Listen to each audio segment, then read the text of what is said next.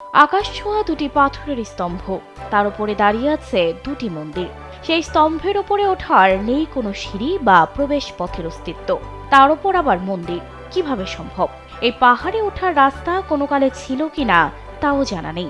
এ যেন এক অমীমাংসিত রহস্যের ধাঁধা। সৌন্দর্যের পাশাপাশি রহস্যে ঘেরা এই স্থান নিয়ে রয়েছে নানা প্রশ্ন।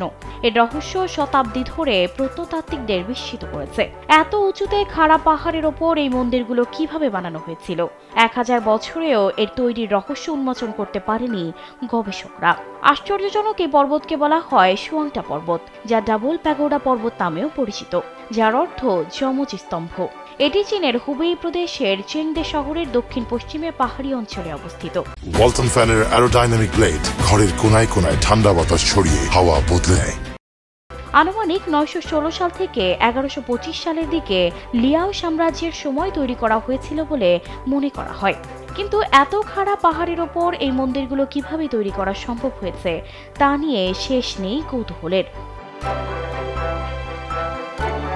তবে কি কোনো অজানা কৌশল ব্যবহার করা হয়েছিল এই মন্দিরগুলো তৈরিতে? যদিও এই নিয়ে রয়েছে ভিন্ন ভিন্ন অনুমান। এর রহস্য ও সৌন্দর্য বরাবরই পর্যটকদের আকর্ষণ করে। এই পাহাড়ের খ্যাতি ওই দুই মন্দির। ঘুরতে আসা পর্যটকদের অবাক করে এই মন্দির দুটির রহস্য। এক পর্যটক বলেন, এটি সত্যি আশ্চর্যজনক।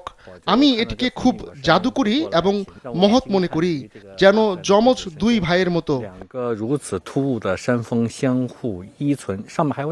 চূড়ায় পৌঁছাতে পর্যটকদের জন্য 1998 সালে একটি সর্পিল সিঁড়ি তৈরি করা হয়েছিল।